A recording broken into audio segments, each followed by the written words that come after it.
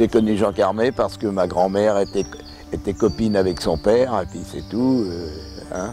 Et puis bon, bah, lui, il venait jouer à la maison. C'était quand on était jeune, hein. On avait 12 ans, 11 ans, 12 ans, 13 ans. L'histoire de gamin, c'était d'aller sur la rivière et puis de monter dans des baquets. Il y avait des baquets ronds, hein, des barriques coupées en deux. Les barriques coupées en deux, ça bloquait, ça faisait du tangage, mais ça faisait rien. Alors des fois, bon, ben, on tombait dans l'eau, hein, c'est tout. Hein. La rivière n'était pas profonde.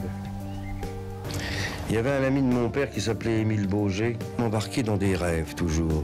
Et il me disait que partant d'un cuvier, un cuvier c'est un grand fût, coupé en deux, en y mettant un mât et une voile, et en le mouillant dans le doigt c'est une petite rivière qui traverse Bourgueil, qui traverse les jardins de Bourgueil.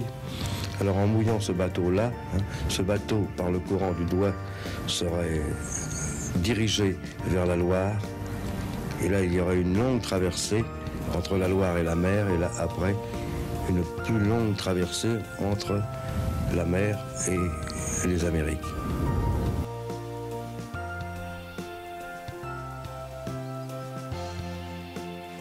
Il rêvait, c'était un rêve, de toujours vouloir voir des grands espaces. Et trouver le moyen, toute la bande de copains, de faire un radeau. Jean Carmet pensait que le canal allait à la mer, ce qui est tout à fait logique. Et donc ils avaient fait cette mise à l'eau sur le canal. Alors imaginez, au milieu des nénuphars, au milieu des grenouilles, enfin bon, je vous passe. Mais tout le monde s'en est ressorti indemne. Il n'y a pas eu de naufrage mémorable. C'était son dada, ça. Aller descendre en bateau, la rivière, jusqu'à la Loire, et de la Loire à la mer.